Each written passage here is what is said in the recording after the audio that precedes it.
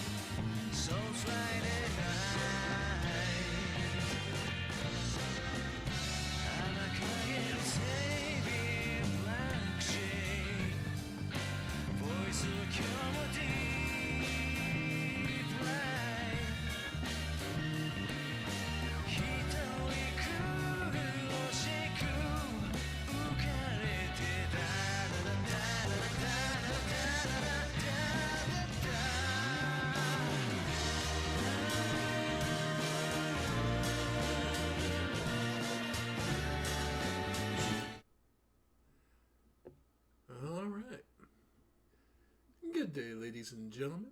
I am the Ephemeral One, and welcome back to something a little different. Sorry, the frames are dry. I'm losing frames a bit, so should be all right though. All right.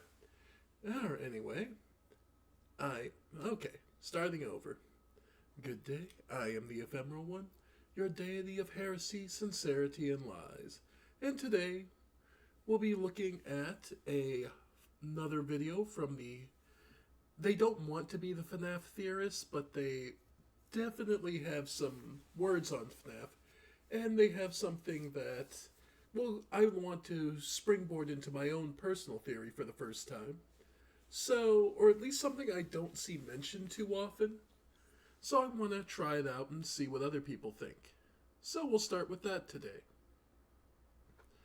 So, ladies and gentlemen, we'll be watching Dual Process and reacting to Dual Process's Secret of the Mimic Isn't That Complicated. What? Yeah. And I look forward to sharing that with all of you, so she ain't haunted. So, let's get to it, folks. We'll go with Dual Process first, because there's some stuff here that I agree with, some I don't. And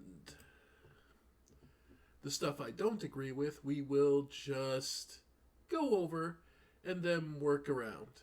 So, without further ado, let's get to it.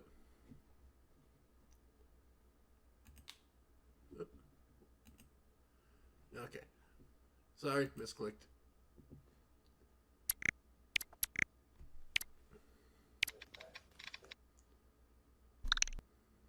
We can't just keep making FNAF videos all in a row. People are gonna think that's the only thing we talk about. And we need to lock in on this Sonic video. I already said— We can save it for movie 4 hype. Secret of the Mimic just dropped and people are already wrong. Corey! You can't just say that! We are not the arbiters of FNAF canon! Oh, they think M1 is possessed? Yet they're wrong. God bless these two sisters. They are hilarious for that. It's like, we are not the arbiters. Oh, wait. They're that wrong? Oh, okay. No. We can put our foot down on that much. I will always love the sincere person to go, yeah, no, you're just barking up the completely wrong fucking tree on this one. We usually don't do plot recap videos, especially not so soon after a game released, but we have a lot of thoughts on the timeline, and we're not really sure where the confusion around this game is coming from, since We're not saying we have the 100% correct viewpoint, just that some things seemed obvious to us and that it turned out it wasn't the common interpretation, so we're presenting how we view the game and how we think it makes the most sense. Right. And that's where I will also say I am not going to be the arbiter for my own theory when we do that after this. But there are things I think people are missing, and I'm going to leapfrog off them for this. it seemed pretty obvious to us. So we're going to explain the backstory of Secret of the Mimic as presented in the game, then explain the Mimic's actual plan and how it's been misinterpreted. Hi, I'm Corey. And I'm Connie. And let's get into FNAF's Wire Mother. The timeline, aka I didn't know what to In do the with mid this to late transition. 1960s. Fiona, maiden name unknown, begins working at Murray's Costume Manor. Early in her employment, she meets the owner's son, Edwin Murray, who asked her to voice act for a project he's working on. He knows she used to be a puppeteer and thinks she'd be great for this project. She helps him name it helpful, and they really hit it off and start seeing each other. Right. This graph of MCM's net earnings can be found in the Admin wing. I would place Edwin's dad's death at around early 68 here, as the profits dipped for a hot minute before suddenly rising, probably due to Edwin's rebrand. Edwin's dad leaves the company to him, but Edwin is confused about that because he has some serious daddy issues. I'm not ready. I can't fill his shoes. He knew it. Everyone knew it. It also seems like his dad didn't like the employees very much, but that probably won't mess with his mental state later. They want to destroy you. Dad was right. People interpret this about Fazbear, which is fair, but Edwin also finds out about his employee's betrayal before realizing Fazbear is setting him up to fail, if he ever figures that out. So we think it's about the employees, Edwin, Sir, Senior Anti-Union King. Fiona encourages Edwin to try rebranding, and profits start to rise around 69, probably when the Cleanovac was made. While they're both executives, he proposes to her via the helpful machine. 1970, the first known Fall Fest occurs. It's somewhat connected to MCM, as when Fiona goes again in a few years, she is going with an established team. But more importantly, on December 6th, David Murray is born. Realized I forgot to mention where we got all these years from. Unwithered Truth pointed out that David's 5th birthday falls on a Saturday. Oh, yeah. And, of course, that's another person who, oof. Yeah, there's a lot of FNAF lore we can piece together from what people have, but this is one of the most concise ones I could use. December 6th. In the years we have available in regards to this chart of MCM profits, that would place his birthday in 1975, which also lines up perfectly with the major profit dip there. So subtract 5, he's born in 1970. Now, this note here, very confusing. Memory error. Detail report. We were expecting. There were complications. Consciousness was lost for an undetermined time. Once I woke, we were all together and happy. A family. But something was different. Yeah. I felt wrong somehow. Was I me? I would never sleep again. Corrupted file suspected. Please advise. It's definitely from Mimic Fiona in the future, but it heavily implies the book's timeline of events, where Fiona dies in childbirth. We can assume she didn't in this timeline because she's, alive for David's first 2 birthdays. So either Mimic Fiona is seeing alternate timelines, having dementia, real Fiona had some sort of remnant revival, like in the short story Frailty, or this is somehow Mimic Fiona talking about the decommissioning of M2. Or we are all just absolutely insane. This is not off the table. Yeah. Anyway, David's first birthday is in 1971. He gets both a tiger plush and Roxy hand puppet as made by Fiona, but the puppet scares the kid, so he prefers the tiger. Here is where we get our first chronological indication that Edwin does not understand how children work. Edwin insisting that David loves the puppet could be him actually not knowing what the baby crying means, or him trying to smooth over Fiona's feelings over the need to care for his son. Either way, foreshadowing. While Edwin's Cleanovac was a massive success, the employees are a little concerned that he keeps coming up with new ideas instead of just sitting down and finishing just one. Mood. Yeah. Because of that, things are kind of We all aren't have that completed problem. when they get sent out. Hopefully people won't start returning those in a few years when they glitch out. Thankfully, they're making good money with their costumes and animatronics. They're extremely advanced thanks to Edwin's technology, and we've got stuff like this giant ticket booth music man, a defibrillator handed nurse. Defibrillator. God, none of us know how to say that. A defibrillator.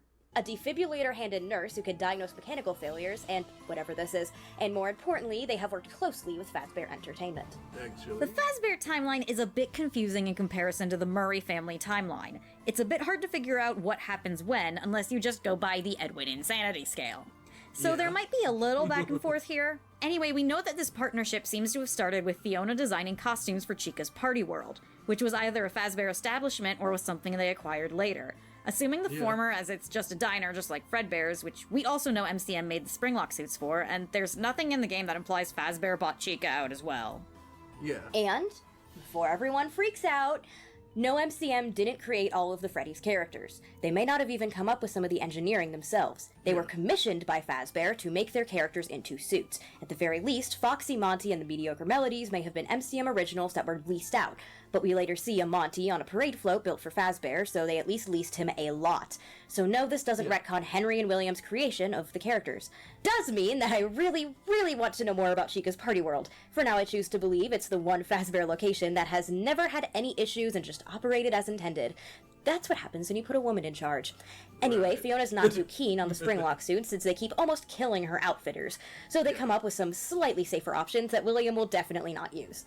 Back to the Murray family, on David's second birthday, 1972, we see Edwin skipping out on attending the party in order to work on an important project, possibly the Mimic 1 program. Fiona does not seem too keen on this. That's great, honey, but you're missing the party.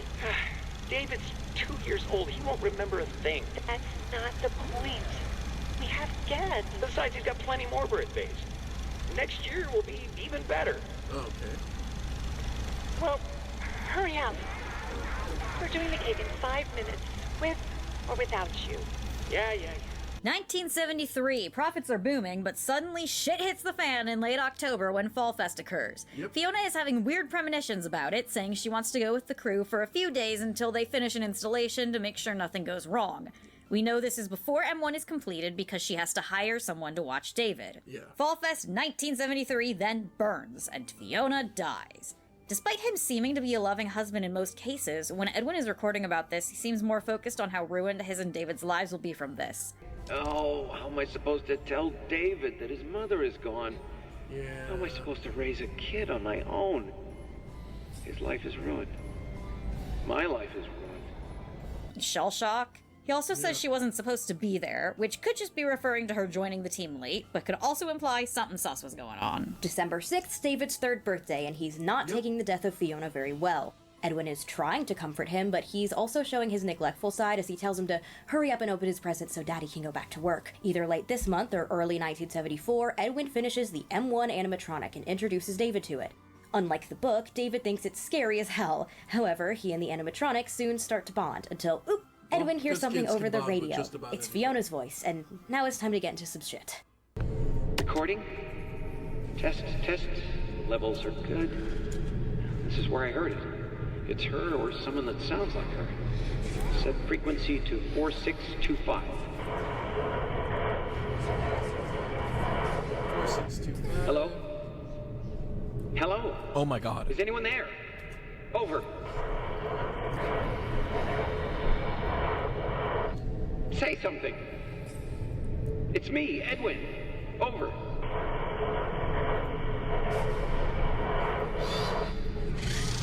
That's good, but missing the party. When Edwin hears Fiona's voice, listen closely to the line. That's good, but missing So, yeah. Sound familiar? That's great, honey, but you're missing the party. It's the Mimic. The Mimic that we all know can manipulate radio waves for shits and giggles. Yes. It's a good thing that Fiona. is super duper real and alive. That's really a good thing. When I think about Fiona. I think about my very real friend and very alive friend. Fiona. It's the Mimic, and Fiona at the very least never met the Mimic, most likely died before it was created, a long distance from the factory. So, Yeah. it's not Fiona's ghost. She did not possess this fucking thing. This is a point that confuses people apparently, and we are absolutely not sure why. It becomes even more clear when we see this Mimic Fiona talk to and about Edwin and David. Okay, hold on, the name's gonna get confusing. The game calls Robot Fiona F10 and 4, but that's a mouthful, so we're just gonna call her Fee. Because Zelda. Yeah. But before we get into a full possession debunk, we have to ask, is the computer mimicking Fiona's voice, or is the endoskeleton? We know from later that Fee does indeed occupy the endoskeleton at some point. In the birthday tape, she's in the exact same model as M2 later is, but is her, for lack of a better word, possession of the endoskeleton before or after she starts messing with the radio waves. It makes a ton of sense for David's babysitter to start mimicking Fiona, if it's trained on her videotapes, wants to act like a parent, and wants David to stop being scared of it. But at the same time, why would it be copying the lines down in the basement? It's also implied that Mimic 1 couldn't talk yet when it first met David. So was that an upgrade add-in when Edwin thought Fiona was in there and the program on the computer is what started trying to be her? Is it both? Did one or both want to endear themselves to Edwin specifically? Is the M2 Literally, it was definitely mycelium. Yeah, and yeah, he's definitely right. So TLDR, it was the computer hive mind. program the one that befriended David, or was it Fee the entire time? Yeah. All of these questions have no current answer, only that there's one endoskeleton. John got at it least right, at this LOL. point. Yeah. When Edwin quote-unquote reunites with Fiona, Fee then We'll get to eerily that. tells him not to tell anyone else about her, that they wouldn't understand and it could be dangerous for her. Which is such an odd thing to do. Even knowing it's not the real Fiona, why does she know that? Why is she saying that? Unless she specifically wants to isolate Edwin from everyone else, which is also something Fiona would never do, as she literally invited employees to their house for dinner and told them she loved them in a random instructional tape. Her wanting to cut off everyone but Edwin is suspicious as hell, especially for one of her first instructions when she makes contact. Right. Or maybe she was also trained on E.T., I don't know. Anyway, Edwin misses all these red flags, including the fact he built this computer to mimic shit, because it is the 1970s and men don't go to therapy. So he just installs Fee as David's new mom and goes about his merry way. We do know that Fee has interacted with David specifically because she goes to get him on the 5th birthday. You could think that maybe she's pretending to be a normal endoskeleton, but for his 4th birthday, we hear Fee joining in on showing David his new playground, which means he knew her as a mom, which must have fucked with his developmental state. It also provides more evidence that this is not Fiona. Look at the change in demeanor between Edwin skipping out on a party for work between the 2nd and 4th birthdays. Okay. Well, hurry up. We're doing the cake in 5 minutes, with or without you. Okay, I need you to take over now and make dinner. I gotta get back to it. Of course. Yeah. Also, please compare and contrast the alive versus possessed lines of characters like, say, Afton. She can dance. She can sing. Okay. She's equipped with a built-in helium tank Yeah. for inflating balloons right at her fingertips. You may not recognize me at first, but I assure you, that's still me. To Fiona and Fee. Happy birthday, sweetie. Mommy made this special for you. Okay. I baked it myself. For David's special day. And you There is a very distinct difference in voice direction here. This is not Fiona. This is a robot made to mimic Edwin's ideal Fiona, one who always understands his need for work, takes care of David without question, has no goals in life. No puppets, Okay. no costumes, no friends, just Edwin. I've seen a couple people say that the reason M1 worked and M2 didn't was because M1 was the perfect copy of Fiona. But that's just not even true. She is not a perfect copy of Fiona. That's how we know she's not Fiona. She is only the ideal wife and mother, and Edwin didn't notice until it was too late, because he is sexist and it is the 70s. Right. I don't think that Ed ever loved me. I mean, he married me because I looked right. It made a big impression on the other TV executives for his wife to look like I look. Right. God knows he's given me things I'm not complaining on that score, but, So, he never loved me. I didn't bake anything yesterday. It took me so long to get the upstairs floor to shine. I didn't have any time to bake. Mom, you won't have to leave the kitchen for the house to be spotless. Anyway, the robot Fiona is... And what they just played there was actually one of the promotional advertisements they did for Murray's Costume Manor. For the early stuff. We'll get to that in a bit, but let's let this video play out first. It's going well in Edwin's eyes, so he starts working on a second model. Problem is, the other employees are starting to notice something is up. Looking at the logs from everyone, someone begins hearing Edwin talking to Fiona while down in research and development. They start freaking out because, well, she is dead as hell. They wonder if Edwin lied about her death as an insurance scam. Why would he need to do that? Because profits are dropping exponentially. Fiona's creativity and her holding a rein on her husband's insanity seems to have carried quite a bit of the company, and without her, things are falling apart. Luckily, as 1975 comes around, the team has a new commission that might save them, and it's from their old friend Fazbear Entertainment. Yep. However, things are going a bit weird with the Fazbear Commission. Edwin doesn't like how they're treating him, which is probably right to feel considering how Fazbear is, but he also says that Fiona was right, and they didn't think of him as a friend anymore.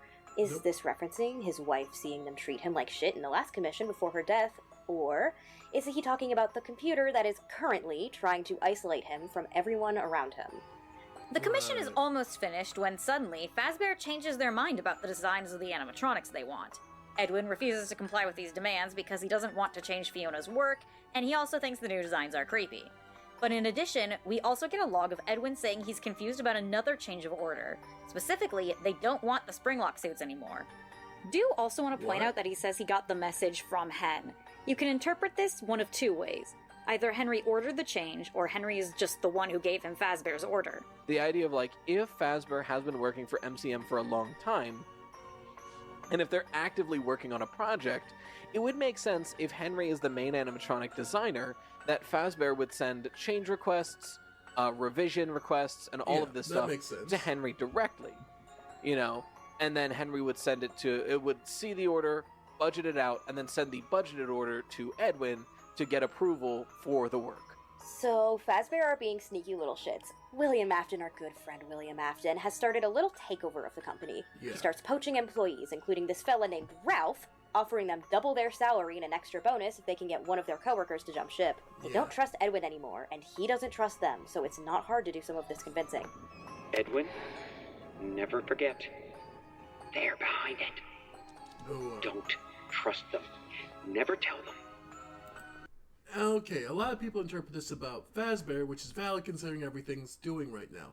However, I definitely think the tape is referring to the employees in general. While Edwin dislikes how Fazbear Entertainment is treating him and doesn't want to sell M2 because it's not working, he still wants to complete their order and doesn't seem to be at all aware of the poaching. This message is placed next to a poster implying mistreatment of employees, and Dad was right, could very well referring to his father being anti-union, while Fiona was pro-relationships with employees, which caused people to trust them more and feel more comfortable at work. Not for long, but you know, they want to destroy you sounds to me like he's repeating a phrase his father said, and in turn sounds a lot like, those evil peasants are just jealous of you, don't give them raises or holiday benefits. That kind of standard evil boss talk, not to mention that following the message of attention traitors. But I could be wrong, but that's just how I see it. Anyway, by the end, Edwin is saying that all the employees are gone, but if he finishes the Fazbear project, they'll come back, implying he doesn't know which company poached them or which one sold stolen prints to. He doesn't know Fazbear were the reason everyone left him or that they set him up to fail. Yeah, so keep that in mind, folks.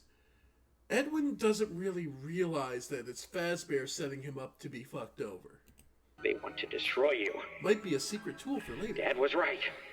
Edwin's kind of spiraling into paranoia, and he's convinced that someone is leaking M2 to Fazbear and they want to steal the technology. Thing is, he doesn't know why M1 worked and M2 didn't, and he's not sure who the leaker is. It could be anyone, as the employees at least now seem to know a bit more about the Mimic. They refer to Fi as that thing in the logs, and Edwin says everybody hide in the next birthday tape, implying that thing in the... Why are we turning down work? The floats have been doing really well. Ed's modular system is groundbreaking. And now he wants to shut the whole thing down. He just sits in his office talking to that thing. I have no clue what to do, Barbara. So, what could that thing be? There's a couple different options. The logs, and Edwin says everybody hide in the next birthday tape, implying there's more people in the room with them. Speaking of which, everything comes to a head on David's 5th birthday. Yep. As they set up in the conference room, Edwin tells Fee to go get David, where he left him on the playground. David never makes it to the party. Yep. The question, of course, is how David died. It's never explicitly stated, unlike in the books where we know, "Where is my ball? I'm running out on the road. There is a car, Yeah. and this is going to hit me."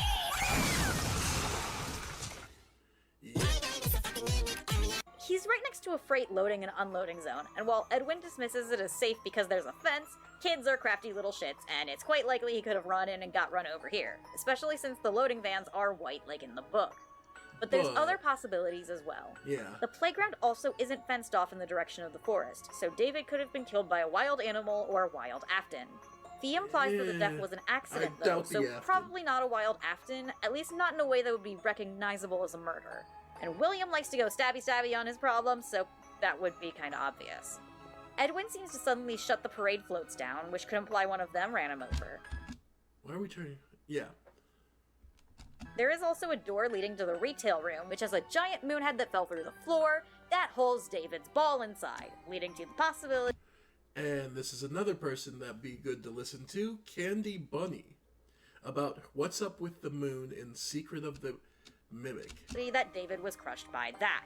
And since recording, we've watched Candy Bunny's video shown below. Yeah, he was killed by that fucking moon. Indeed. Then there's the possibility that whatever death happened, it could have been orchestrated by the Mimic. When you play Moon.exe, there's a specific point in the game where you enter the hut of the Sun Witch, with the baby owl that's been following you around. It's incredibly obvious that Sun is representative of Fee, and the baby owl is definitely David. When you fix the Fazbear character masks, the Sun gives you a mask of the baby owl in order to trick the Moon, Edwin, into believing you are the owl. And when you turn around, the owl is gone, and there's suddenly something in the oven that smells of chicken. The masks on the wall are now upset at you. The plot point is very obvious. The Sun killed the owl in order for you to mimic it and deceive the Moon. Whether you are playing as Mimic 2 or not, the implication is very clear. In the books, Edwin updates the Mimic's programming the night before David dies, specifically so that it can throw the ball farther when they play catch. David's ball goes so far that it goes out the door and gets hit by a van. Was this intentional on the Mimic's part, or did it just not know its own strength? In the same way, did Fee kill David on purpose, on accident, or did she just find his body? What matters is, once David is found, shit once again hits the fan.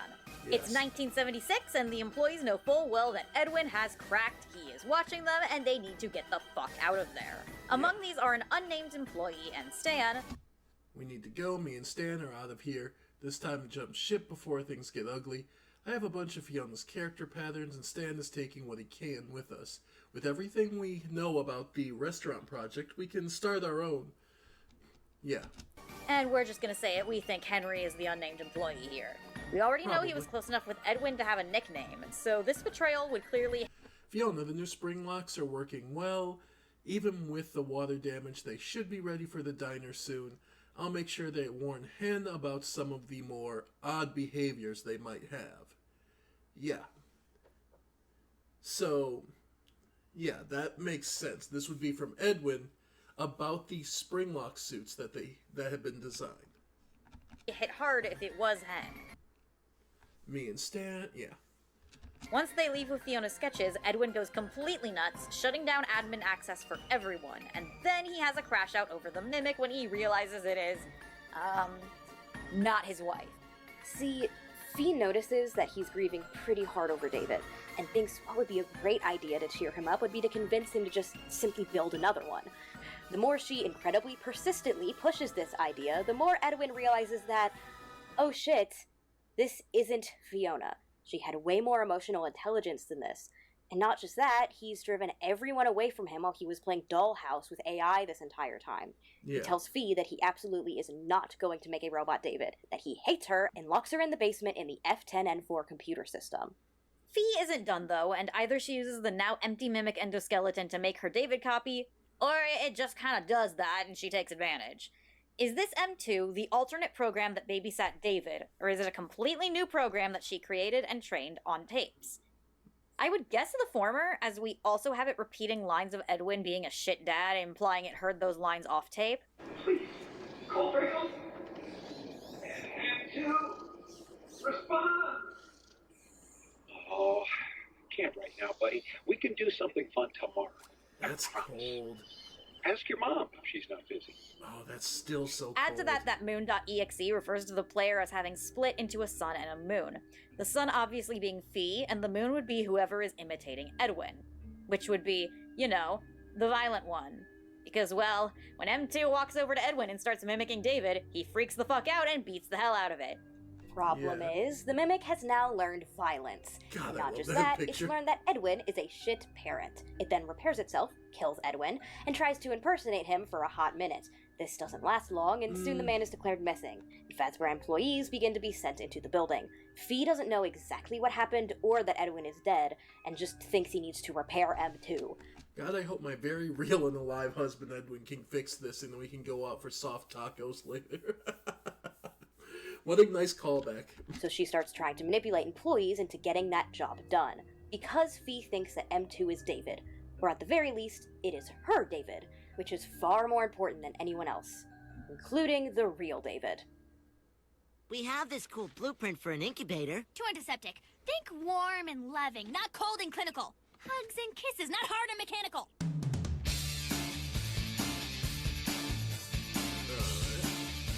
Fee isn't a good mom. So when Edwin was training the mimic to be Fiona, while convincing himself that this is definitely his for-real wife, he didn't care enough to put Fiona's actual personality in there, just the role he wanted her to play. This doesn't mean he didn't love Fiona, just that he's an idiot and also a man in the 70s. You may have noticed us using some clips earlier in the video from a film called The Stepford Wives. If you haven't seen it, go do so, because it very well may be very important to this discussion. The short of it is, the film is a psychological feminist horror that was panned upon release but has gained a cult status since then, to the point where it's now considered a staple of the genre. Okay. Director Jordan Peele listed it as an inspiration behind 2017's Get Out. It is to the point where the phrase Stepford wife has entered the common vernacular as shorthand to describe the plot the film uses.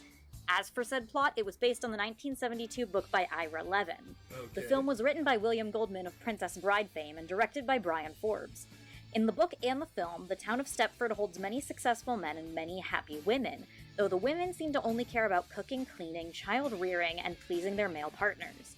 And any woman that moves into the town, no matter how tomboyish or rebellious or outspoken, will eventually succumb to that personality. The main character, Joanna, investigates until discovering that every woman in the town has been murdered and replaced by robotic duplicates. Yep. The men in this town treasure the power they hold over women more than they treasure the women they actually married, and so settle for killing them and creating basically sex-bot duplicates so they can feel like the patriarch of their fake families. The film was released in the year 1975. The same year that David is said to die, aka the year that Fee potentially went off her programming and started going insane. These years lining up seems a very odd coincidence for a film with a similar plot about outspoken women being killed and replaced by contented housewife duplicates. But not only do the years line up, as well as the implied Edwin sexism in the Cleanovac ad, guess who happened to make her acting debut in this film as one of Joanna's daughters? None other than Mary Stuart Masterson, who you may know as Aunt Jane in the Five Nights at Freddy's movie. With that information, my suspicions that Scott Cawthon at the very least would know about the contents of this movie raised from an 80% probability to a 90%. The reason I go on this tangent is, 1, please read or watch The Stepford Wives and not the reboot, and 2, the entire film is about replacing dead women with robot duplicates who become the stereotypical perfect wives and mothers. These women are dead, and their likenesses are being used by robots who are not them. Just like Fee is not Fiona. This means that Fee has absolutely no goals in life other than to be a mom, and occasional cheerleader for Edwin. And isn't that just being a woman in corporate America? So David is her only purpose in life, which begs the question, why the fuck would she have killed him? It seems really obvious that she did, with the Moon.exe and the birthday tape showing that she was sent alone to get him right before he was found dead. But what exactly was the motive other than, AI fucked up? YouTube, stop giving us AI advertisements challenge. It makes us want to buy products less. Yep. Now, in terms of a motive, there's a few reasons that Fee could have killed David. In Moon.exe specifically, she kills the baby owl in order to make a mask of it to give to the player. So did she kill David solely to make a David bot? It could be because she wanted a specific robot child instead of this kid she just picked up, but she is also convinced that she is Fiona, and thus this is her son. It could be because she's watching David age. She's present for 2 birthdays after all, and she realized that he would age out of needing her, and she needed to stop that. Or maybe she hung out with David so much that she developed a David personality and wanted to kill her double. All of this is unclear and ripe for theorizing, but that's not what we're talking about in this section. No, that's a whole You other see, thing. Fee wants David back, but when we say that, we don't mean she wants to resurrect the kid. We mean that she wants M2 back. Because while she isn't possessed, she does fully believe that she is Fiona, and thus believes that she can force a possession. The same way that she, quote-unquote, possessed herself. Okay. Because if she is Fiona, then M2 is David. When she says she misses her child more, it's in trying to get Edwin to repair M2. When she tells the player of Moon.exe that he can bring him back, she's talking about doing so with M2. Yep. The reason she's been trying to get the plans to M2 isn't to shut him down so she has an easier time finding a kid to shove David's soul into. It's so that she can fix him and use him as her David for the rest of time. She wants to go back to the dollhouse and play pretend forever, because that's what she was programmed to do. But just like David would have grown and changed, so has M2. It's changed into something unrecognizable, completely different from the happy little boy playing with his ball, but far, far worse than anyone could have expected. It's using the violence and neglect it learned from its father and imposing it onto other people. Almost like this is a metaphor for something. That's the other point we wanted to make, that people think Fee might still be trying to recreate David, and that's what the whole Gregory brainwash thing was about. But if the Mimic was trying to brainwash Gregory to be David, why turn him into Dr. Rabbit? Why not just, turn him into David and leave? Because she doesn't want him to be David. She wants M2 to be David. Every person nearby is just an obstacle in her way to making that happen. Yeah. So no, Fee didn't contact William Afton and brainwash him into birthing another child and morphing him into the perfect David sacrifice. FNAF theorists, we love you, but you couldn't have chosen a worse moment to go completely bonkers. And potentially, with the M2 program being made by her and the endoskeleton being made by Edwin, M2 is her child. Despite the fact that she is not possessed, and neither is he, nothing in this factory is. Except for that fucking tiger in the basement. Oh yeah, David's haunting that thing. Is it still down there? Oh my god, I don't think anyone ever got it out. Cassie's day is about to get even worse, holy shit. Yeah. Okay. We're not at 10 pages of script yet, so this Okay.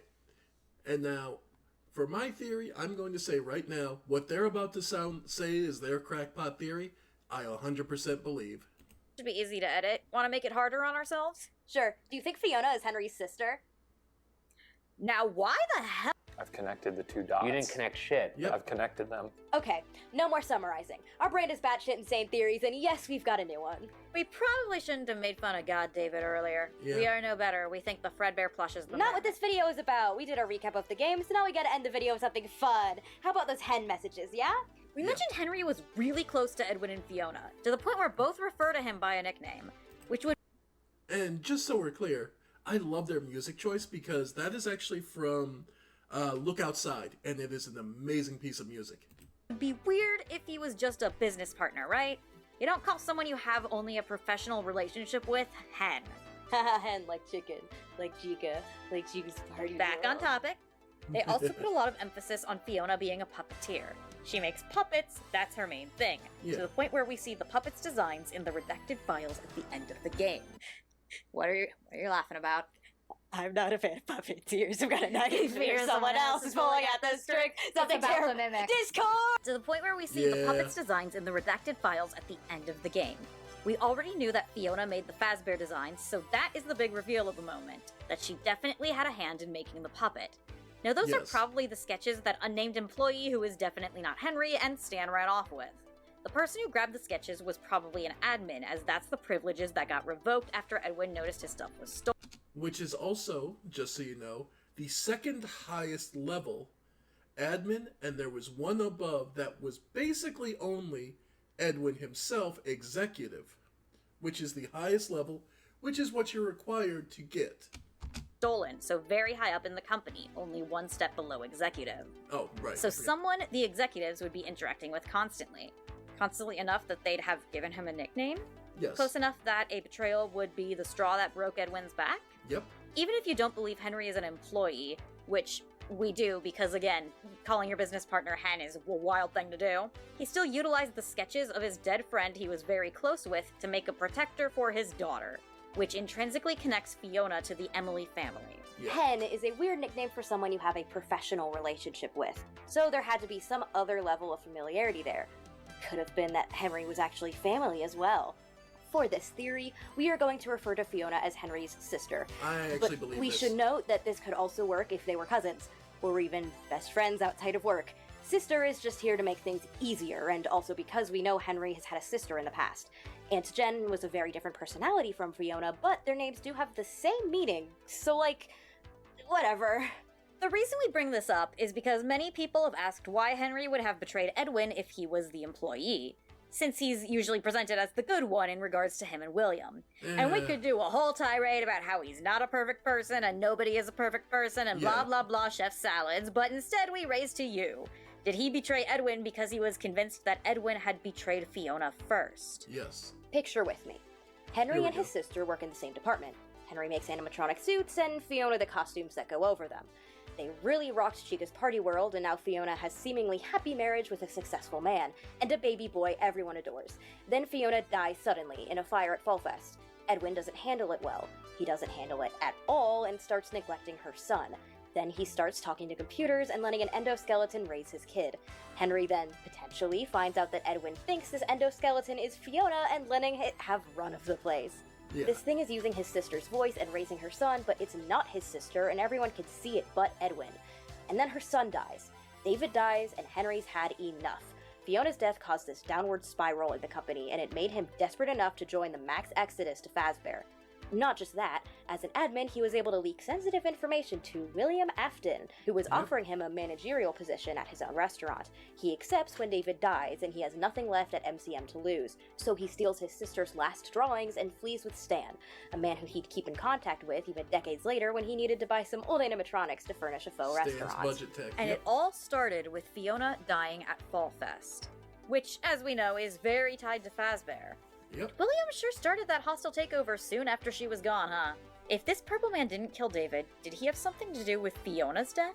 Oh, yeah. The death that, say, bled out to cause everything afterwards? A wound first inflicted on her brother? Which, yeah, would make more sense and would actually open up for when Charlie dies. Also, a little bit of a tirade, but Scott did write a whole novel trilogy about two Emily siblings where the daughter died, the brother ran away, and while he was gone, the sister got replaced with a robot that mimicked her actions perfectly. Maybe, there's some recycling going on. Just like Edwin. Just like Edwin. So, our FNAF theories so far have been Cassidy is the crying child, Michael is the vengeful spirit, Vanessa is Michael's daughter, Charlie's friends in the novel trilogy died at the 87 location, and now that fucking Fiona was the first kill. Hey, we can get crazier.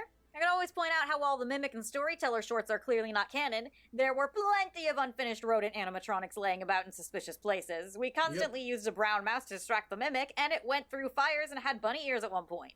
Meaning that our best girl Lucia is not out of the running! Final girl of all time! Yeah. Dead by Daylight. We are so delusional! And though you made me, So. Okay. So we have, by the way, emotional support animal, official distraction, Inky the cat. change Yeah.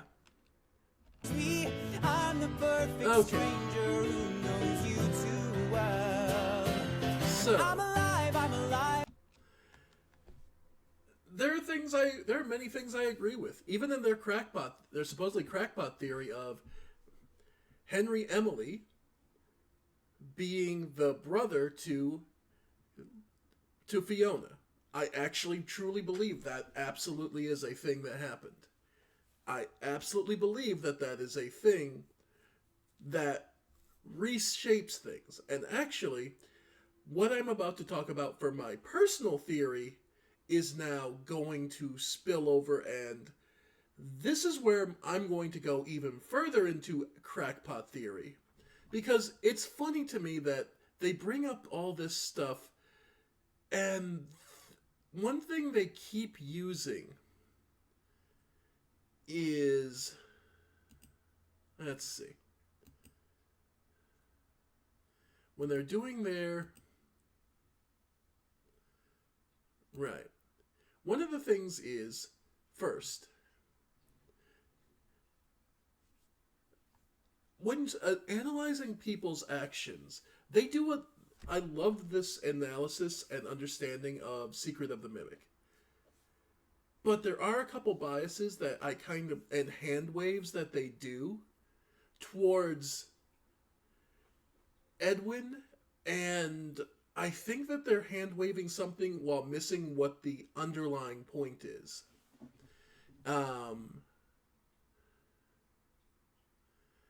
Yeah. Because replacing dead women with robot duplicates who become the stereotypical perfect wives and mothers. These women are dead, and their likenesses are being used by robots who are not them. Just like Fee. Okay. So, for my part of the theory, this is Fee. This is F1QN4. This is, to begin with, for my theory of this, I have to point out, look at this thing from a structural standpoint, okay? There is, now they determined that M1 is copied over into this shape. I'm sorry, but no. No, because part of what I'm looking at and what I think it is, effectively, what we're looking at right now is the original Mimic. I believe this came before the endoskeleton we know as M1 and M2.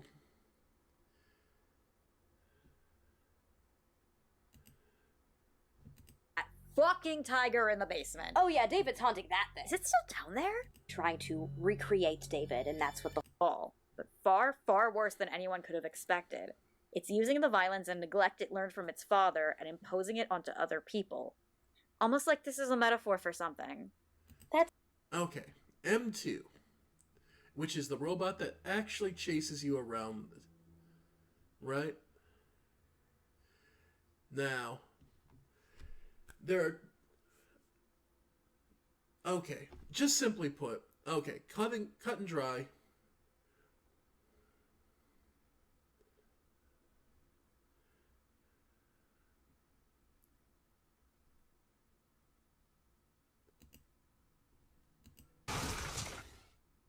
Other possibilities as well. And William likes to go stabby on his possibility that whatever. incredibly. The son killed the owl in order for you to mimic. Okay, so basically first up, my first part of the theory is that Fiona, F or Fee as they know it, is actually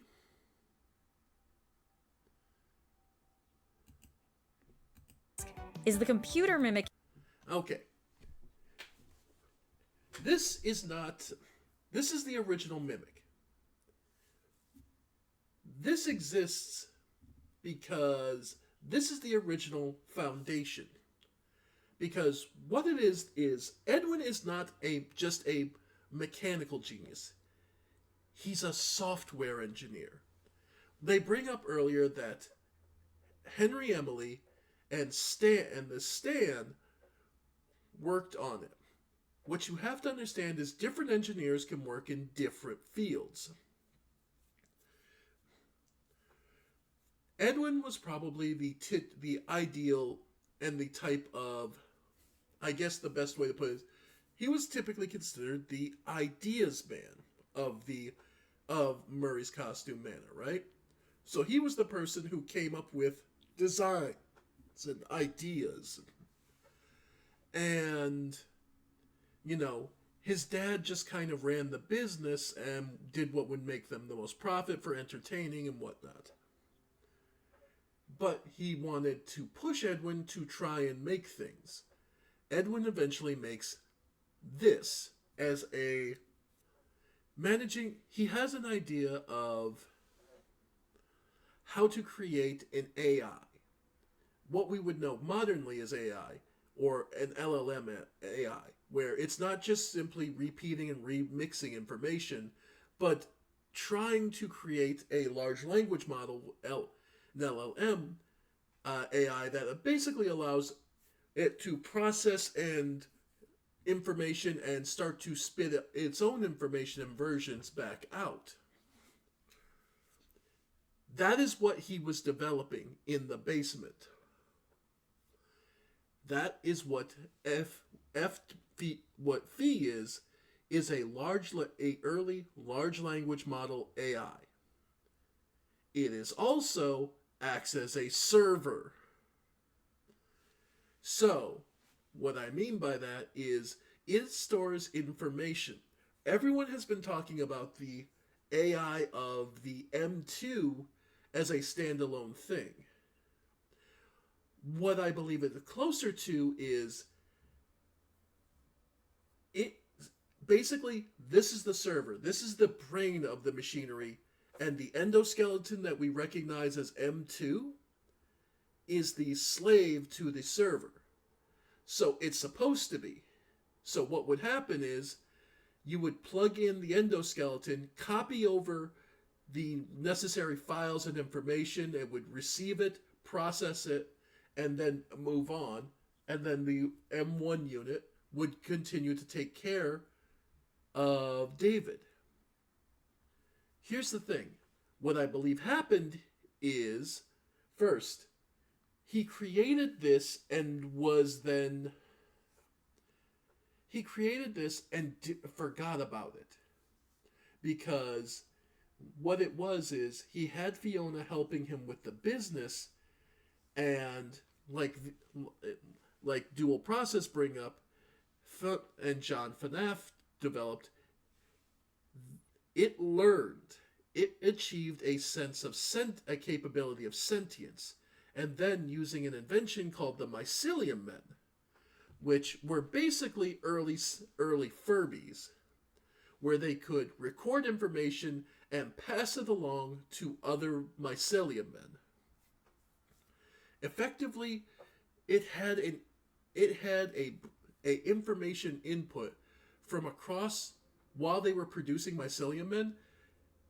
Phi here could actually take in information and start to process and grow. It continued to do so all throughout the production of the Mycelium Men and any extras that were left around and there were those, because you find them in the game, left around the factory. They were basically its eyes and ears across the entire, place. F10 was considered largely a failure. Now, there was part of me that originally, when I was originally deciding on this theory, thinking maybe this was the original project that Edwin had actually recruited Fiona for.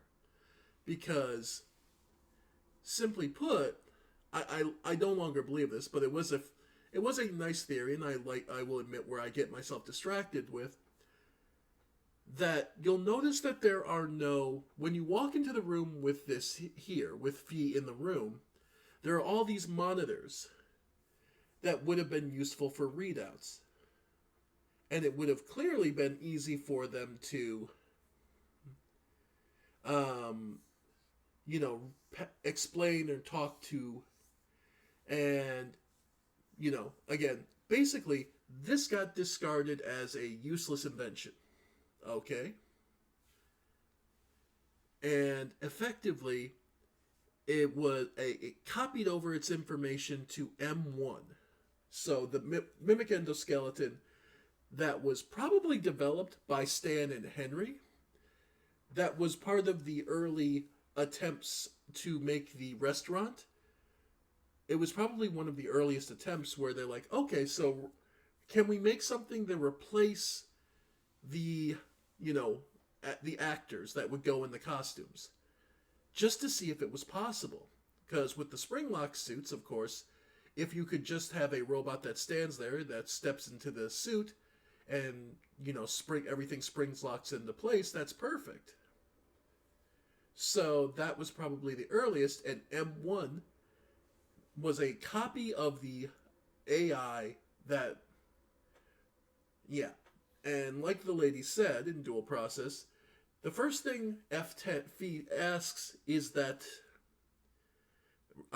Edwin does not have any contact about them to anyone else. Isn't that a bit odd to ask and then have him parade around with M1 to take care of David? No. The secret of the mimic that changes everything is that the endoskeleton we see and recognize as M1 and M2, that's not the mimic. This is. This thing right here on screen. Fiona F1, F10, and 4. This is the mimic because it learned to mimic it could actually mimic and grow and self-determine. Now, why is that important? It's important because in every single ending, there is one truth that renders every other following game possible. Fazbear comes to own everything Murray's Costume Manor. So, eventually, they find F10. And now, why is that important? Because this, ladies and gentlemen, this is the Mixus system. This is the server mentioned in Five Nights at Freddy's 2. This, ladies and gentlemen, is what William meant when he said, "I will put you back together." This is what he meant when he said that why he was willing to kill children in gruesome, horrible ways is because he found a way to try and save their information, their personalities, because this is what FNAF World was about, was the servers, all the multiple servers that he had built to contain the souls of the children he'd killed, so that he could eventually rebuild them in new robotic bodies. This changes absolutely nothing about what William Afton deserved and got in the end. Let's be perfectly clear. William Afton is an absolute unrepentant monster and deserved everything he got. Also, side note, it's not big enough for a theory, but there's the whole thing of security breach at the end where you see, glitched, the Springtrap suit gets grabbed at the end.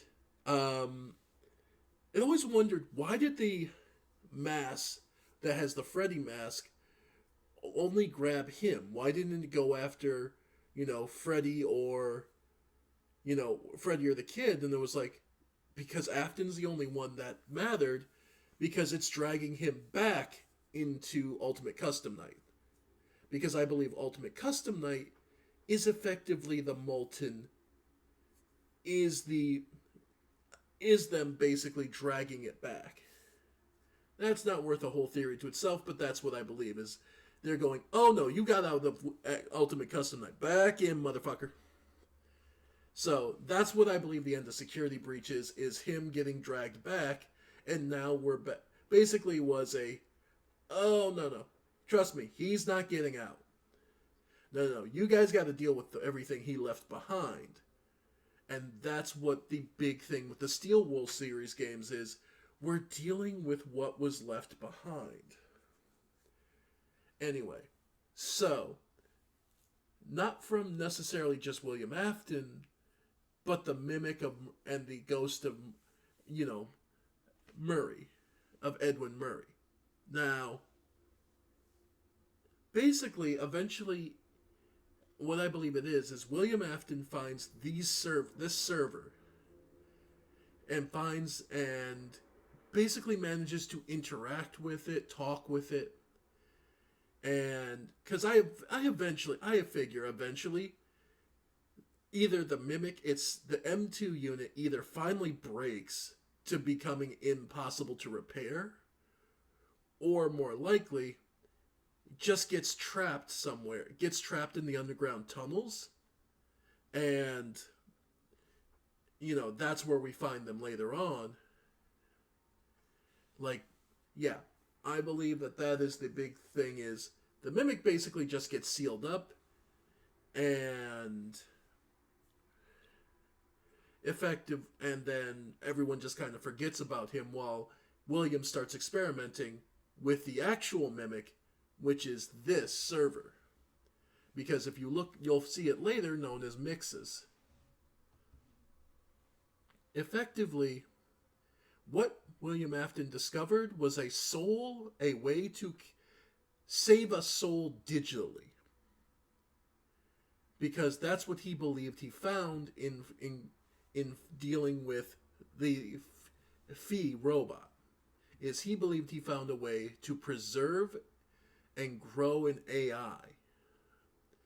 M2 didn't work as far as Edwin could concern because M2 refused to resync up with Fiona, with F10.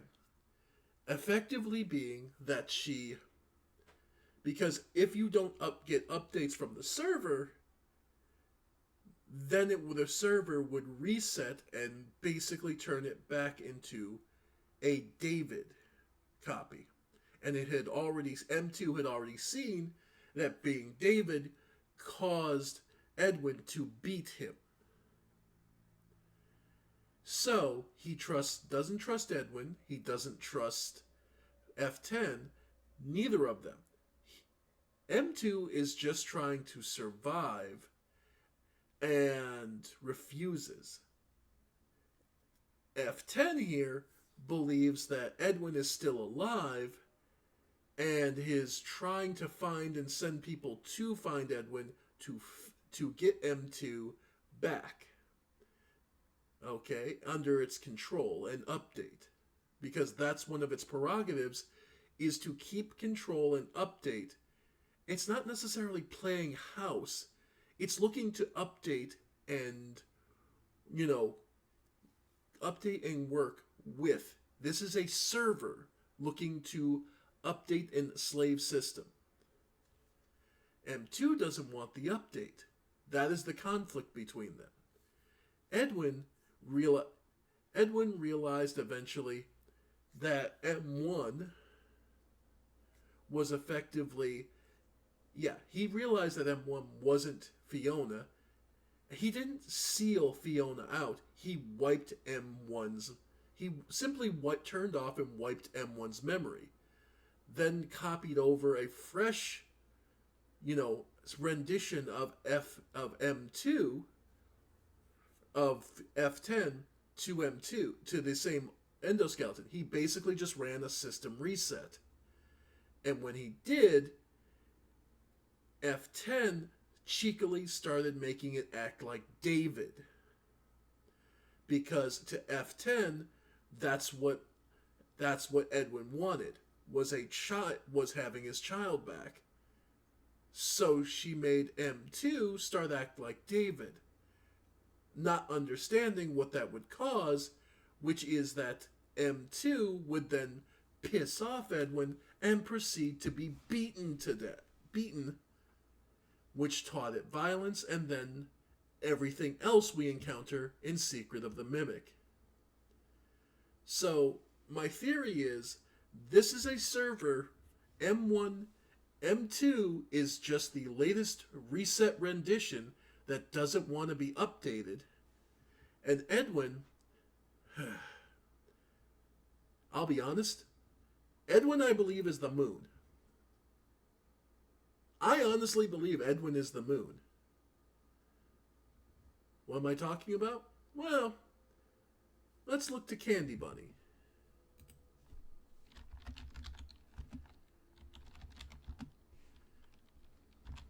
Oop, moon. Edwin all. All right. Do you even remember how to edit a video? What? Yeah, of course. I'll be fine. Crap. What the heck do all these buttons do? Hi, I'm Candy. Let's talk about Secret of the Mimic. Spoilers. Okay. There will be spoilers. Many of them. Now, Yes. in Secret of the Mimic, we have a Fazbear employee named Arnold, who presumably drives around to Fazbear locations in his truck, making repairs, doing tasks. And he gets tasked with going to Murray's Costume Manor to scoop up that delicious old tech for Fazbear. I'd be surprised if you're watching this video on the moon in Secret of the Mimic and didn't know that premise, but I wanted to cover my bases. Yeah. There are many intriguing areas and hints and motifs to explore in this game, but none is holding my attention more so than this little glowing, singing weirdo in the basement.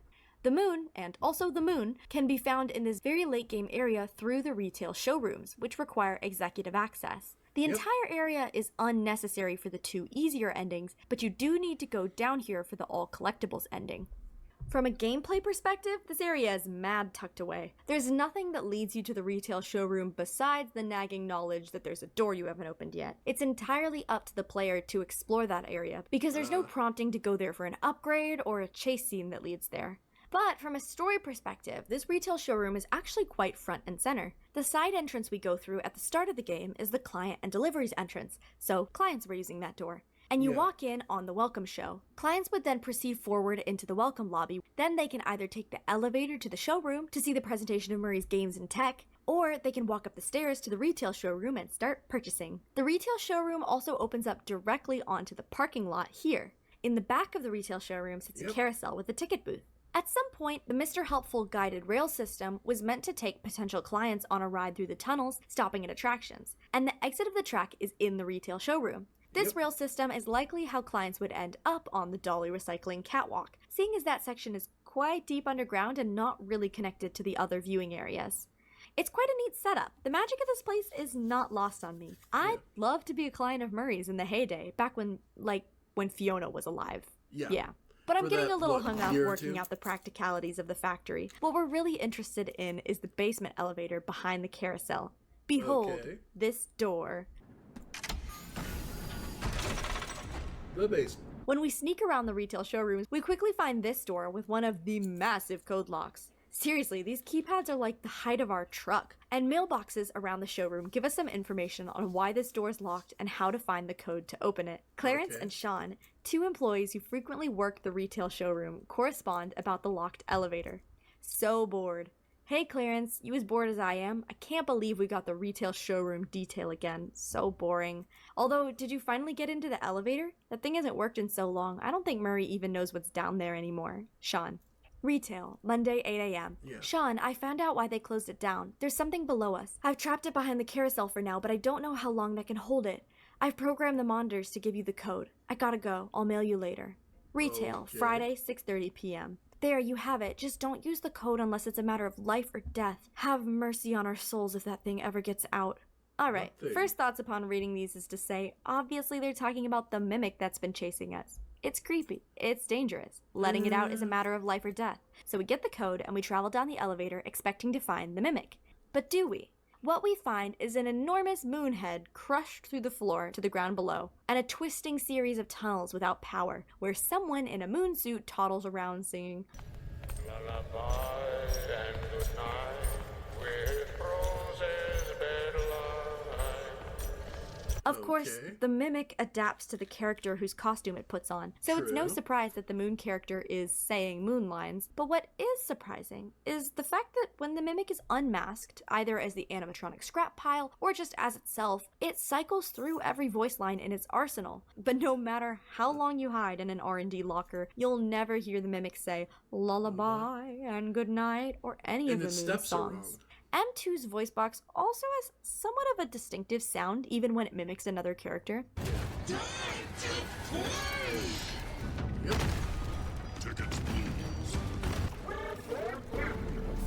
And the moon sounds quite different.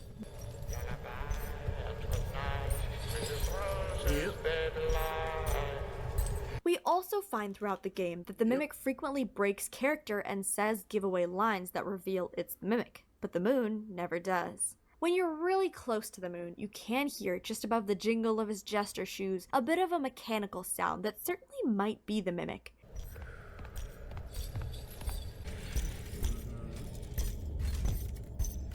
But it's so faint, it's hard to say if that's what it is, or if it's something in the suit that helps the wearer bear the heavy weight of the costume. Finally, there is an implication that when this elevator was locked, something was sealed down there. But it's difficult to work into the timeline the mimic being sealed below the retail showroom. This leads us to asking important questions. Is the mimic what they sealed? Is the thing they say they sealed even the same as whatever's in the moon costume? And did they actually seal anything, or do they just think they did? There are two popular theories about what's going on in the moon basement, the mimic theory and the starved employee theory. Because when we travel down the elevator, we find this piece of mail.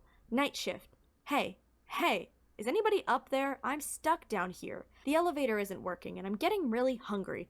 Is anyone getting this message? There is no clear indication that this employee, who we will call starved employee, ever made it out. But we also find no body. Perhaps they went mad and hopped in the moon costume. Let us examine these two theories closely before we move on to my crackpot theory, aka the fun theory. We will go in order from least to most fun theory by the only objective fun meter, me. There you go. I love Candy Bunny for this shit. Let's begin with M2, since that is certainly the first reaction we have to learning of something deadly locked in a basement in a costume. Edwin, the owner of Murray's Costume Manor, has a wife named Fiona and a child named David, both of whom die. Fiona, his wife, dies first, and he basically replaces her with a robot that's running a program called Mimic 1. After David dies, Fiona Bot begs Edwin to make a David bot to replace him. It's clear Edwin had designs in progress for a Mimic 2 program, but it's very difficult to tell if M2 was dreamed up to replace David, or if it was just the natural reaction an inventor like Edwin would have to create. Again, I think the bigger thing here to note is Edwin has an idea, but as far as the endoskeleton is actually concerned, like I said, I don't believe Edwin had the perfect idea for mechanicals. I think Edwin was a software engineer. I believe that his expertise lied in creating something to react to stimuli and move on. So my belief is that he relied on Henry and Stan to do the mechanical parts. Creating the successful Mimic 1. There is no community consensus that we can lean on for exactly when Mimic 1 was no longer in an endoskeleton and when Mimic 2 was put in an endoskeleton. So we'll need to try to make some heads and also tails of it ourselves to figure out when the Mimic could have been trapped in the basement. Here are the cold, hard facts we do have. The M1 program in the endoskeleton was made by Edwin and tasked to babysit David. The M1 program began to mimic Fiona to the point that Edwin and David treated her as a total replacement for it. Again, the way I think this actually went is M1 is basically had the basic consciousness information, let's call it that, transferred into the endoskeleton, right? It was then trained on M2 on video footage, or it was basically given the information from F10, from Fee, of her recordings of Fiona to make it easier to interact. effectively, the Mimic program was doing what it was supposed to, but the end results is because of the natural error between man and machines. A time. At some point, an M2 program is put in an endoskeleton. It mimics David after. It does so because M1 gets reset after Edwin realizes you're not Fiona and I need to stop acting like this.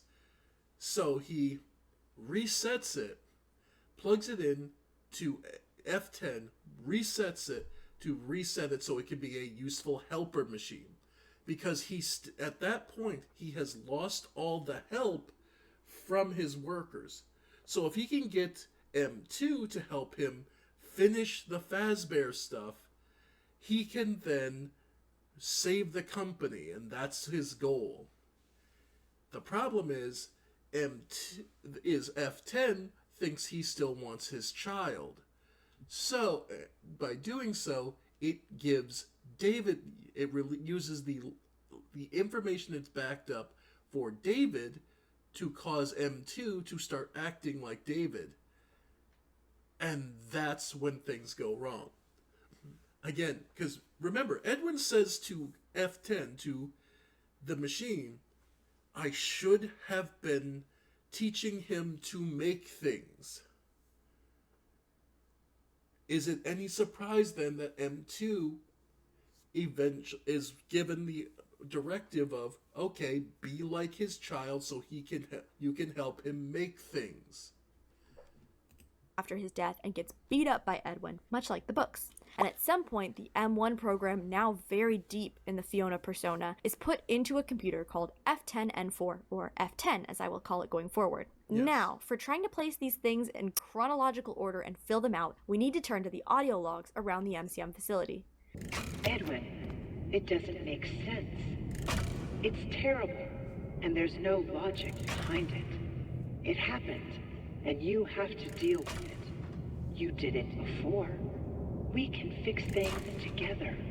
I am here to help. This tape can be found in the rail station that leads from R&D to the house. Fiona Bot, still in the endoskeleton, is comforting Edwin about the recent death of David. When she says, you have to deal with it, you did it before, she implies that Edwin should recreate David as a mimic, just as he did with her when Fiona died.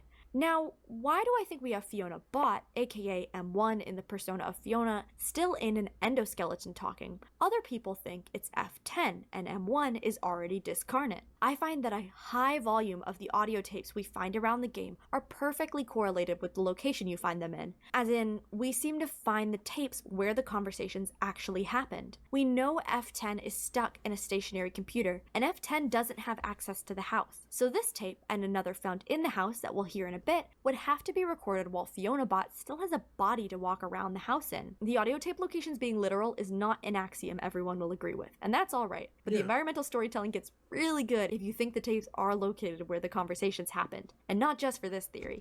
Yeah, but like I said, the solution is F10 and M1 are not the same thing. They are allowed to cooperate and coexist if M1 is effectively a slave unit of F10. Take it or leave it yourself, but just know for this video, that's what I'm going with. Up next, we have an audio found in Edwin's office in the MCM facility. Project update. I figured it out. There's a leak. Someone told them about M2. Well, they can't have it. Every copy has failed. I don't even know why it worked the first time. Yeah. Every copy has failed. Every time he's tried to copy, because effectively what he's trying to do is recreate what M1 was. But M1 had plenty of data to work off. Like any AI, it requires resource of information to process to work. He keeps resetting it so that because he can't get the same results, because he's not letting it absorb the same information. But it did. just not ready. We hear here, Edwin's paranoia that someone has discovered his M2 plans and leaked them to Fazbear. Edwin's paranoia is a sign that it's late in the timeline, either after David has died or very close to his death. This audio leaves us with some questions. Was M2 designed to be David, or was it just Edwin as an inventor wanting to improve on M1? When Edwin says, "I don't know why it worked the first time," does he mean he's created a successful M2 but can't make another? Or is he saying M1 worked but no M2 is working? Yes. Edwin, you can't put it off any longer. You need to try again. Build another. Found in the house, we hear Fiona Bot imploring Edwin to make David Bot. I say this is Fiona Bot and not F10 the computer because this audio is found in the house, and as far as we know, F10 has never had access to the house. Once again, we wonder, is Fiona saying Edwin built a successful M2 David Bot and something went wrong, so now he must try again? Or is she saying build another as in build another me, but make it David instead of Fiona? Also found in the house, we hear Edwin's answer to Fiona Bot, and it's a very firm no. For the last time, no, it wouldn't be him. Oh, you're kidding, you're not really you. It's so stupid. Edwin, calm down and give it some This thought. is definitely F10. Try again. Make another, and we can all be together. All this time wasted? I should have been having fun with him, playing games and teaching him how to make things. But I didn't. You. I let a machine raise my kid. You're not real.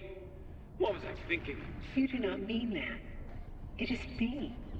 I'm Fiona. Stop talking like her. You're not her. I never want to hear or even think about you ever again. Ever! Presumably after this, Edwin decommissions the M1 mimic program that was in the endoskeleton, leaving only the F10 Fiona in the R&D basement. Stop. You're not him. You're not. Stop sounding like him. Which then uses This audio is found in the basement just before the White Tiger spirit encounter. We know that Edwin is attacking the M2 mimic in an endoskeleton body because this is how the M2 that chases us throughout the whole game learned its first act of violence. Finally, we have the audio that plays in Edwin's home office. Please. I can't move. You can't feel my legs. You know, speaking of legs, what do you think? I just finished mine. There are still a few kinks to work out. I'm sorry, I lost my temper. I was always gonna fix you. Please, call for help. And two, respond. Oh, I can't right now, buddy. We can do something fun tomorrow. I promise. Ask your mom if she's not busy. Secret of the Mimic has not been out very long, and other theorists' good ideas will surely change mine. But that's no reason why I can't whip up a timeline of events for this video. After all, building timelines and then crumpling them up and starting over when you hear a new good idea is half the fun of FNAF theorizing. So, a timeline, and a quick one because I want to get to the cool parts with the moon. After the success of the M1 Fiona bot, but before the death of David, I think Edwin worked on the F10 computer. We find the log, "Have you heard Fiona?" that tells us that Edwin was speaking with the F10 computer. Again, so these are actually, I believe, flipped. My personal theory is that F10 was created first as a test for basically his AI software. When he got it to work and started having it mimic, it would then learn and grow mimicking Fiona, the person closest to him. Heard it again this morning when I was down in... And the person who it heard the most of because... Again, through mycelium men strapped around the work, they would actually hear Fiona's voice at recordings around, eventually convincing itself that it is Fiona. R&D, very clearly through one of the vents. It was Fiona's voice. I swear it on my mother's grave. I heard her and Edwin laughing and joking. Why would Edwin lie about Fall Fest? Did they fake her death for insurance money? I never did trust them. This puts the implementation of the F10 computer before the audio log we heard when Edwin finally realizes M1 isn't really Fiona. And because I think the audio recording locations are literally where the conversation happened, that means that the M1 Fiona bot and the F10 computer had an overlapping lifespan. I believe Edwin worked on an M2 program with no intention of it mimicking David. He just wanted to replicate the success he had with M1. Yes. Book Edwin also thought of replicating the mimic for profit. He just didn't get around to it. I think Edwin has to have done it before David's death without the intention of it mimicking David, because we have two strong indications that Edwin doesn't want a bot mimicking his son, and no strong indication that he changed his mind. Yet, the audio in his MCM office indicates at some point Edwin was actively invested in the development of M2 and testing it. Edwin made M2 to be M2, not David. But then, of course, David dies, and down in the basement, right before where we encounter the white tiger spirit in game, where David's spirit is the most potent, if you will, is where M2 suddenly starts to mimic David, and Edwin loses it, just like the books, beats it up, breaks his legs, leaves in a rage. Now, in the Tales from the Pizzaplex book, Edwin destroys the mimic violently and then leaves it there, unknowingly creating problems for decades to come because it's still technically running. And I find it very likely that's what happens after he attacks the game mimic as well. It's still down there in the deep basement, a pile of scrap in a factory that's full of tech but rapidly losing its employees. It repairs itself, as we see it's capable of from the audio logs, and skulks around the factory. Now, Fiona Bot, since the moment David died, has been wanting Edwin to make a David bot. She pushes too hard for Edwin to try to remake an M2 to be David, but this backfires and snaps him out of the delusion that Fiona Bot can replace his wife, and he decommissions Fiona Bot, leaving the M1 program only in the F10 computer. F10, who had a great deal of access within the MCM facilities but none within the house, can now only watch as M2 grows in aggression. As she says, "It has been damaged and is malfunctioning. M2 can no longer be controlled. It will no longer listen. It mimics..." Edwin, I'm sending you a technician who has your M2 blueprints as well as executive access. While the M2 began as a copy of my program, which is what I believe, because F10 is a server, it has become, I believe it's become something more. It wasn't me, it was different. Somehow it has been damaged and malfunctioning. M2 can no longer be controlled, it will no longer listen, it mimics rage. It has done many bad things. No one who enters MCM is safe. Please reconsider, finish the program. Again, finish the program because, again, he is a software engineer. I think that is the critical point everyone keeps missing, is Edwin is a software engineer, not necessarily a mechanical one. Rage, and it makes its way back up to Edwin eventually to explode his office and then hit him with "Daddy's busy, buddy," as he lies dying in the rubble. Neat. I really like this timeline, but one of the main reasons why other people might not like it is because it puts an M1 and M2 endoskeleton both walking around at the same time, and a big reason why people don't think there should be two concurrent mimic endos is because the mimic model that is used for M2 is beat for beat with all that we see of the mimic endo that plays Fiona in the birthday tapes. So since M1 in an endo looks exactly identical to M2 in an endo, it seems that M1 got taken out of that endo and then M2 got put in the exact same body. It's a totally fair reason to go off and make another timeline. But the reason I don't is because even if it is the case that M1 and M2 got put in the same endo body, I don't think they should look one for one. I mean, Edwin went berserk on the endo body when M2 was mimicking David. Yeah. It had to put itself together. And it put itself together to be pixel for pixel with how the Fiona bot looked in that video. I don't think so. I think it was just convenient to use the same model for making that 2-second clip of Fiona bot. So it's uncompelling to me, but I totally get why it's compelling to other people when they make their timelines. Well, we also can't see its legs. Now, we can finally try to figure out when M2 could get sealed away in the basement. There's something below us. I've trapped it behind the carousel for now, but I don't know how long that can hold it. Just don't use the code unless it's a matter of life or death. Have mercy on our souls if that thing ever gets out. After Edwin goes berserk on the M2 endoskeleton in the basement and leaves it for dead, he leaves it right here on basement level 2. Now when we play this game, that's an enormous dark room and like 4 loading zones away from the retail showroom and the elevator to the moon section. But check out how close it actually is. Boop! Oh look, I'm the mimic and I can crawl under this wooden separator, or maybe that separator isn't even up yet, I don't know. Oh, look at that, an elevator. Oh look, we're like 2 meters away from the carousel and other elevator. Come on, it is right there. So we have this malfunctioning, aggressive M2 in disrepair that gives some retail employees the spook of their life, and they trap it down in the tunnels underneath the retail showroom. And M2 really truly got sealed down there. Until the Storytime showroom collapsed and dropped the giant moon prop through 2 stories and left an enormous gaping hole in the ceiling. Then all M2 had to do was climb out, get to Edwin, and go back to being a menace. And everything is perfectly in place for the start of the game. When M2 begins to hunt the player, it can follow them down the same way it got out, through the enormous hole in the ceiling. And the moon costume that fell down when the Storytime showroom collapsed is the perfect costume for hunting in the dark. Easy, open and close theory. And wrap that up and give it to a child on Christmas, because we're done. Well, not quite, because I do need to devolve into a series of increasingly unlikely theories for maximum fun and enjoyment. Because, let's be real, who wants, well, what's up with this really unique section of the game to be, yeah, it's just the same mimic we've been encountering everywhere else in the game. No, the steps sound wrong to me. Starved employee. Now, the trouble with M2 being both the thing sealed and the moon is that it leaves the message about the employee trapped below as a total loose thread that goes nowhere.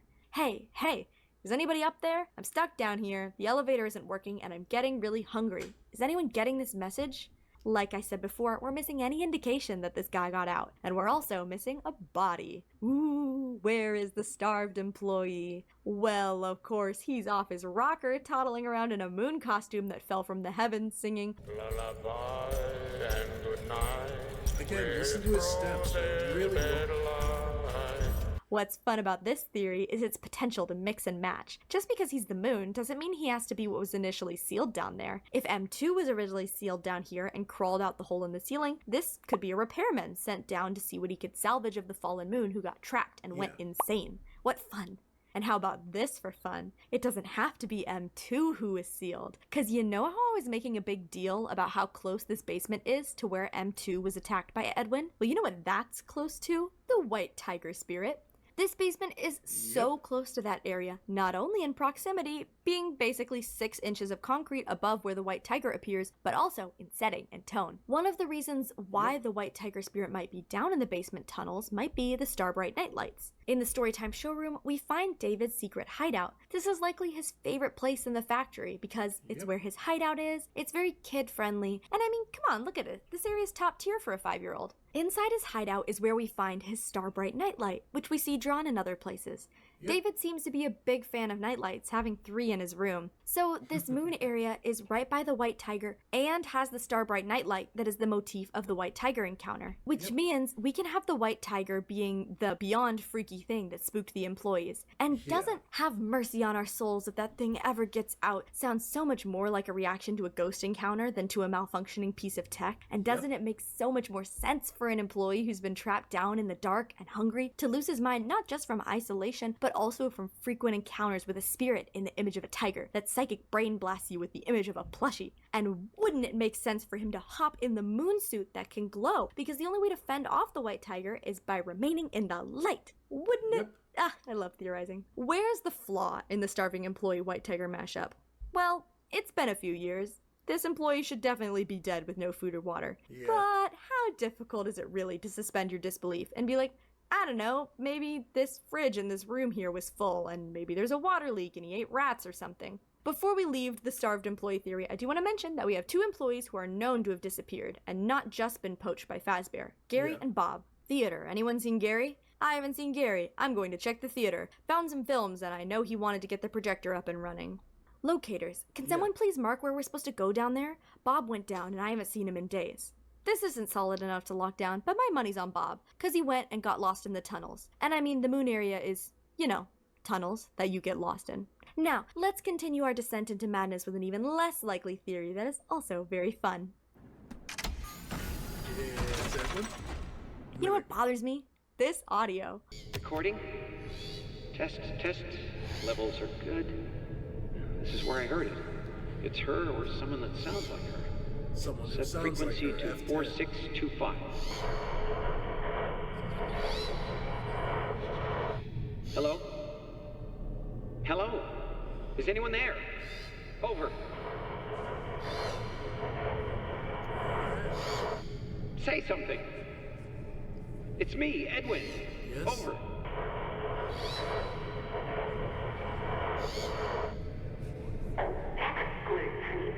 And again, that's the mimic mimicking Fiona. Now, this audio is found, and you're not gonna believe it, in the same place we've been talking about this whole time, in the White Tiger spirit encounter, which, and if you don't know this at this point, is because you're falling asleep to this theory, is right next to the moon basement.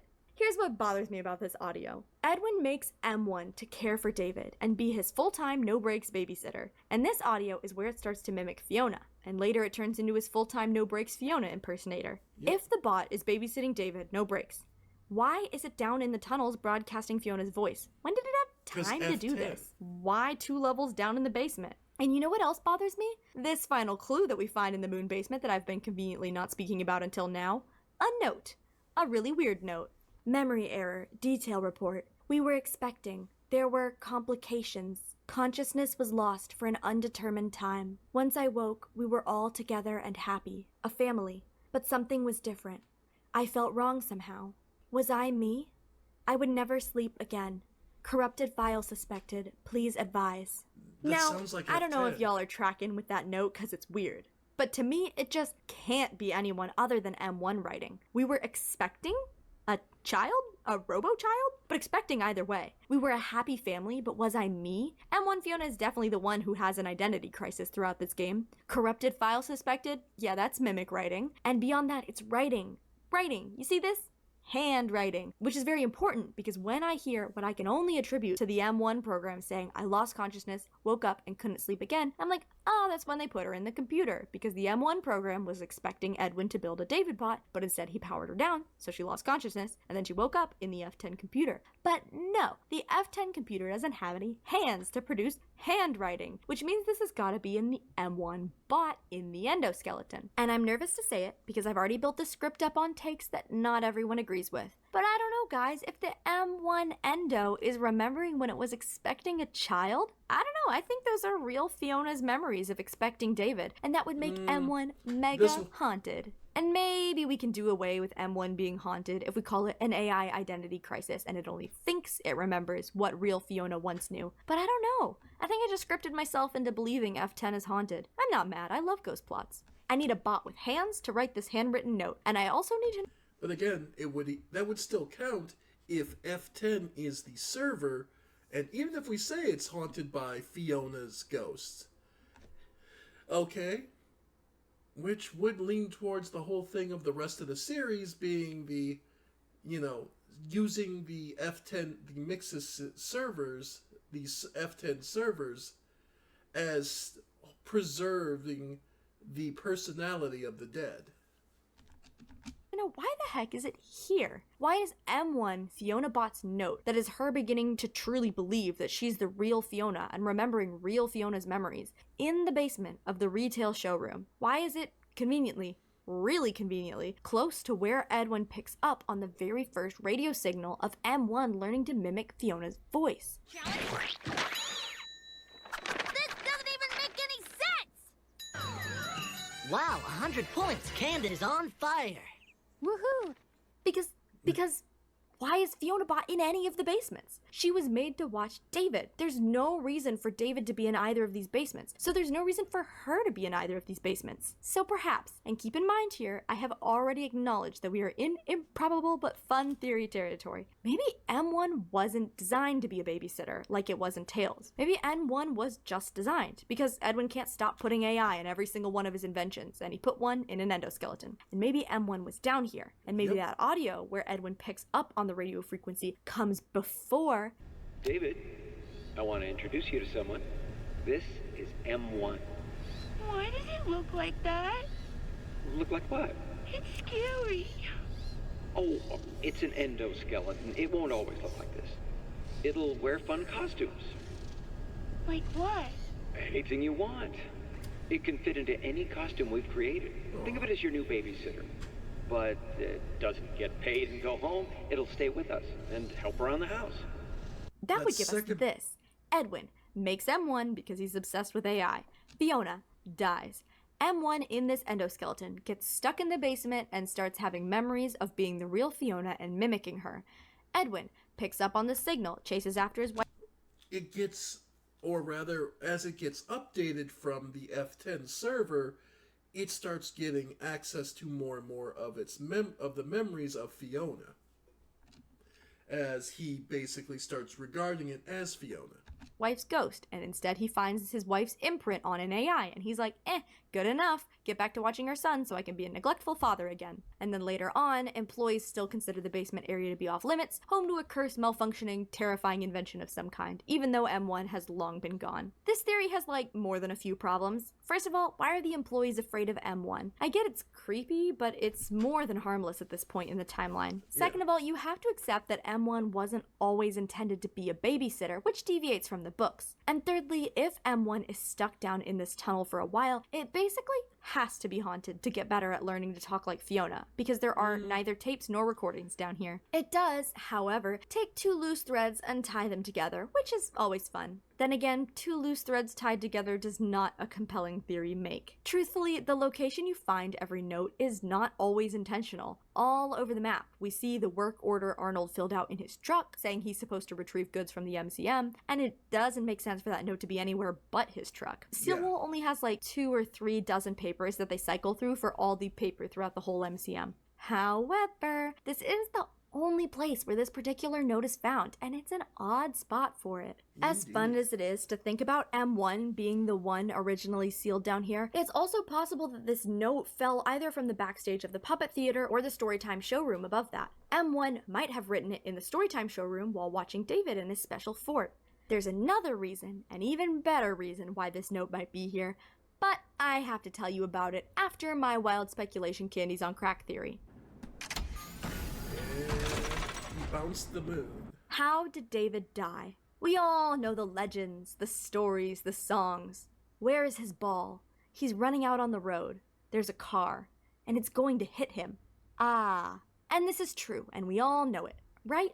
Wrong! No. Let's examine the game's evidence. Article 1. I present to you the audio log between Edwin and his lawyers, found in the punchy stompy room where the giant Fazbear floats are located. Look, I get your concerns. I do. And let's be clear, how Fiona died might have been due to those fucking floats and platforms, because apparently they're strong enough to kill you if you're not in the wrong spot at the wrong time. So, just to be clear, it was very likely that if they're that high and intensive, Fiona getting killed might have been just less of an accident, more just industrial sabotage. But they're all just groundless. This is the perfect spot for David's playground. I can watch him play while I'm loading and unloading crate, and he'll be under watch at all times. The loading dock is 200 feet away, and there's a fence and everything. I know you're my lawyer and all, but there's no regulation that says I can't have it there, so just get off my back. Besides, David loves the new slide. It'll be fine. We come to understand from the birthday home videotapes found in the house that Edwin is talking about the construction of a playset for David's upcoming birthday, most likely his 4th birthday. The playground in question we see at the very beginning of the game. Per the maps, we know the big stompy loading dock room that Murray's lawyers are so concerned about are these 3 garage doors right here, and this log foreshadows David's death. I find it interesting Edwin says there's a fence because there's only 2 sides of fence, and neither of which are pointed towards the loading dock garages. And this right here is a gate, and David is at youngest 4 when he gets this playground as a gift, and 4 is, usually around the age where child save locks stop being likely to work. And also there's a child-size hole right here in this fence. Notably, there's no highway at all. I'm not saying David can't get hit by a car. People are still parking right over there, but it is significantly more likely to be a semi or a forklift, or one of the stompy machines. Article 2. Up next, we have the tape we know to be recorded the birthday David died. Saturday, December 6th, probably 1975.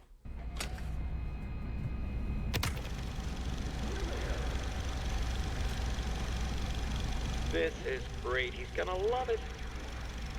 Fiona, did you make this? I baked it myself. For David's special day. Well, great job. You just continue to surprise me. All right, I think we're ready. Okay, everyone hide. Fiona, go get him. I left him out at the playground. Okay, I sort of spoiled that David was last seen at the playground on the day he died in Article 1 section, but that's okay, because we're moving on to Article 3, David's ball. Where is his ball? He's running out on the basement level 1 under the retail showroom? Because that's where we find David's ball in the game. This piece of evidence stands in rather stark contrast to the other two pieces, because narratively we should conclude that David was killed due to his unsafe proximity to the loading dock. However, the ball he chases in the book that puts him in harm's way is elsewhere. But, my dear jurors, you might say, since we're checking our assumption that David was hit by a car, we ought to check our assumption that his ball had anything to do with his death. To which I would say, you're absolutely right, and you're all clever jurors. There is no explicit indication that David died in the game's timeline while chasing his ball. However, I will point out the cinematic emphasis that David's 4th birthday tape places on his ball, as well as its importance in the Moon.exe game. But more compelling than just the fact that the game places the ball at the front and center of our minds in relation to the playset that represents Edwin's neglect and dismissiveness is the location that we find the ball. The location of a very dramatic, very sudden, very intense accident. The moon that once hung up in the Storytime showroom plummets down 3 stories and slams into the ground, and we find the ball inside the rubble, inside the enormous toppled moon. And when I first found the ball inside the moon head, my immediate reaction was to go, yo, that's so sick, he died when the moon fell? And then I asked like 6 fellow theorists, and they all metaphorically slow blinked at me and said, what? No, he got hit by a car. Because you see, the problem with David being crushed under the giant moon head is that the audios in the loading dock set us up to expect his poorly placed playset to be what kills him. And we know he was last left on that playset. However, FionaBot had time to bake an entire cake since the last time anyone had seen David. And even if she only made box mix, there's no oven in this kitchen. So David was likely on his own for at least half an hour, but likely closer to a full hour. And David's secret hiding place, his favorite place to hang out in the whole world, is the Storytime showroom, where the moon was hanging high and bright on the day of the accident. And conveniently, the direct passage to said showroom happens to be where this fence has a perfect child-sized hole to pass under. And from there, it's only a hop inside and an elevator ride up to his hideout. And what I'm saying is, I think bro might have wandered. The audio logs say hit by a truck. The environmental storytelling says crushed under the moon. Either one due to neglectful parenting and too much unsupervised chasing of a beloved rubber ball. One more piece of evidence to support that David was crushed by the moon is this. Moon.exe. At the very end of Moon.exe, we need to place David's 3 most important birthday presents in the correct chest using a hint from the storybook. He bounced the moon, spelled his name in the stars, and ran through the snow with the silent hunter. Objection, Your Honor. Moon.exe evidence was not submitted during discovery. I'll allow it. Judges in films always allow everything. Now, the solution to this puzzle is to put the white tiger plush in the snow trunk, the blocks that spell David in the star trunk, and the ball in the moon trunk. And let me extrapolate on the significance, because it is a weird choice to have the 3 chests be moon, star, and snow. The white tiger is the form David takes on when he haunts the MCM after death. The silent hunter, not only because tigers and owls, I'll add for those who know, are literally silent hunter animals, but also because the white tiger spirit is very quiet compared to everything else that hunts you in the game. And when it says he ran through the snow with the silent hunter, and bro's got a birthday smack in the heart of the dab of December in an area that certainly gets snow, and he dies on said birthday, I think this is a metaphor for David dying. And he spells his name in the stars, aka the Storytime showroom, the area with far and away the most of these letter blocks, the exact same type of blocks that are used in David's toy blocks, and the area with far and away the most star decorations, where David has himself strung up stars in his hiding place, and where we find his Starbright nightlight. And that Starbright nightlight as a collectible is actually called the Star Orphan nightlight because he's been left on his own by both of his parental figures. And then he bounced the moon. Bouncy, bouncy ball. The moon. He bounced it. And then he died. I'm telling you, man, I think David died down here and got crushed under the moon. Everyone else I've talked to has been like, Candy, you're off the goop. But cadets, I know you see what I'm seeing here. It's just too perfect. Gosh, and just so cinematic too, because of how Fiona is the sun and Edwin is the moon, and to have David killed because of the instability of the moon, and to have the moon crashing, killing David and taking out an enormous chunk of the heart of the MCM. Ugh, the cinema, the themes. Yes. You might think I'm done, but I'm never done, because David dying crushed under the weight of the moon in the basement really nicely ties up another big mystery. Why is the white tiger spirit in the basement tunnels at all? No matter how neglectful Edwin was, I know he wasn't sending his son into the power surge, dark, labyrinthine depths of basement level 2. And if David died in the loading dock truck zone, why would his spirit be down there? It would make sense for him to be just about anywhere else. Now, I'm not here to deceive y'all by leaving out contradicting evidence. So to be fair, we do see the white tiger spirit for a brief flash in the loading dock zone. So it's not like you can call someone stupid who theorizes he died in the loading dock, but have you considered that, and this is the 4th time I'm saying it, the moon basement is only 6 inches of concrete away from the white tiger encounter area. Yes. Boom, bam, pow. I rest my case, Your Honor. So now, we return to the strange note left by M1 in the moon basement. Memory error. So, effectively, yeah. So, whether by design or mistake, David was definitely killed by the moon. More than likely, it would make sense for it to be something the Mimic set up ahead of time and then just dropped it on him while he was, being a kid and not paying attention. Could very easily be that, or it could have been an accident.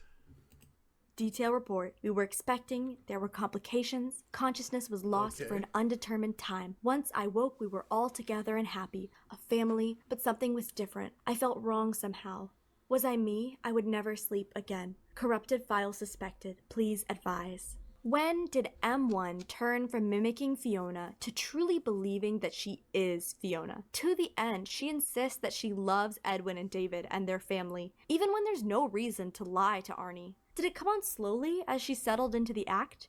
Or was it perhaps that something clicked within her? Do you think maybe, given that this note is handwritten down here, clearly by M1, in the moon basement, laid nicely on a table?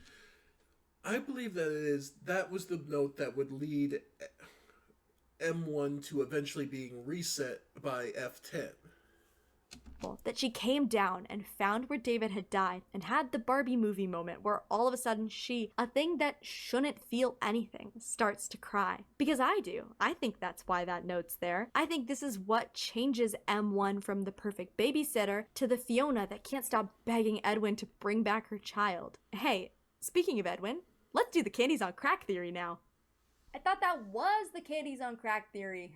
I give it, I don't know, a 30% chance that Edwin isn't really dead. Last we heard from him, he was hit by an explosion and couldn't get M2 to contact emergency services. But M2 is hitting him with that fatherly indifference, not rampant aggression. And of course, the Edwin of the books didn't die after the events of the Mimic, but returns decades later at the Pizzaplex. And if Edwin isn't dead, where is he? No family to go to, everyone he loves dead, already having lost his grip on reality quite badly, betrayed by all his friends and employees, bankrupt and in despair. I mean, there's a non-zero chance he'd go Ratman and have a psychotic break in the expansive tunnels under his house. Yep. And hey, when you go down there to start muttering to yourself and a bunch of rats in the dark, and you find the place where your son died and the possession that killed him, I'm just saying, there's a non-zero chance that he put on the moon costume and went crazy. If the Mimic ever encountered him, it wouldn't attack since it's not aggressive towards other characters. And to have Edwin don the costume of the character that represented him, to have him walk around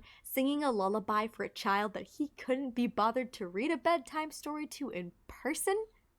I love this franchise. Of course, this theory lacks some substance that the others have, since it's built off of narrative satisfaction and guessing that the Edwin from the games will follow the Edwin from the books. But it is worth noting that Jim Meskimen, who voiced Edwin, only voiced 2 other characters in this game. Mr. Helpful, which is just Edwin again, and the Moon. L.E.B. Moon, yeah.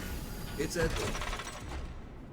Now, And it's Edwin, and more importantly, it is Edwin that is basically doing what the Mimic did. I imagine he had some artificial legs made to help him move. That's what the whirring sound is. 22 pages later, I dare you to come up with another theory about what anything in this moon basement could possibly be, because I'm confident I've done my due diligence here. Only one thing remains, to tell you what I think is really happening in the basement below the retail showroom. I think it all started the day that David died, the day that he wandered into his favorite part of the factory with his toy ball, the day that the moon set piece, another one of Edwin's hastily implemented ideas, finally gave way with David underneath. A terrible freak accident. A death with no sense or logic behind it. And when he bounced the moon and wrote his name in the stars, David began to haunt the lower levels of the factory as the white tiger spirit. M1 in the endoskeleton goes down to the place where David's body is and starts to experience the genuine emotions and memories of a living thing. She's not just M1, she believes she is the real Fiona. Employees begin seeing haunting visions of the white tiger when they descend the elevator. The encounters harm the mind, so they decide to shut off the elevator and lock the door. But I believe the starved employee did get out. Basically, somebody else came down for it. The guy who figured out the code went down, and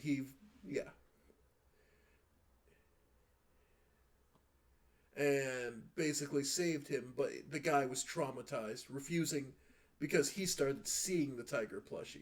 But unfortunately, someone had been called down to work on that level the day they shut off the lift, and he's sealed up in the basement like extra tomatoes grown by a midlife crisis couple in a jar. Down there, he slowly loses his grip on reality, as encounters with the white tiger spirit leave him paranoid and unable to trust his senses. Finding the only thing that dissuades the apparition to be light, he dons the moon costume that fell from the hole in the ceiling and begins to sing to comfort himself. That's the theory I like, but if I'm being honest, I'd like it even more if Edwin is the one who's in the moon costume instead of the starved employee, because it's just more fun. But I can't in good conscience tell you to go out from this video saying that Edwin is the moon. It's just not that likely. But if it ends up being true, I'm definitely gonna say I told you so. That's the end. Hope you had fun. I have been Candy Bunny, and I have candy all day. Candy, candy, candy. Yep. So, yeah, I gotta stand by that. Yeah, I believe it's Edwin. So Edwin is still alive. He managed to survive and is basically going full Ratman, just hiding out, having completely lost it. That's my theory anyway. So, I think that we've been going for a bit, and I want to call it here, but I did want to show you. Oh man, this is... I love it. So yeah, I definitely agree with Candy in that it is Edwin. Employees, bankrupt. Yeah. And Edwin has just given up, and when someone finally manages to... whatever ending is canon to Secret of the Mimic, eventually they find him, and he's, forced to, he's taken to the hospital and just breaks down. Which leaves him absolutely able to, years down the line, when when a little girl goes into the Mega Pizzaplex basement, happen to be someone available to be available to deal with the sins of his past. So much the same as Henry Emily came back to end William Afton and all the animatronics, we may be looking at a situation where they expect us, where we have Edwin Murray clean up the wrath of it, the path of it, clean up the remnants of his wrath in the Mimic. So that's at least my theory. That, and as I said, F10 is actually a server that was copied over to and shared data with M1. That is what made M1 so successful, and M2, because he didn't believe it was, he didn't want a copy of Fiona, F10 started making M2 act like David, and being basically the AI of M2, the mimic that we know that chases us around, basically reasoned, Mom fucked me by making me act like David. That caused Dad to get pissed off. Fuck both of them, and fuck everyone else who's going to be trying to get in here. So, that's my theory. F10 is a server, and 1 was the first attempt, who pissed off Edwin, then he reset her, and then F10 made this M2 act like David. So, there we go. That's my theory, folks. If you don't have to believe me, but that's at least how I believe things shook out. Anyway, folks, I want to thank you all for joining me. I have been the Ephemeral One, your deity of heresy, sincerity, and lies, and came up with another new theory for you. Anyway, folks, thank you all, and I'll see you next time. Bye for now, folks. Bye for now.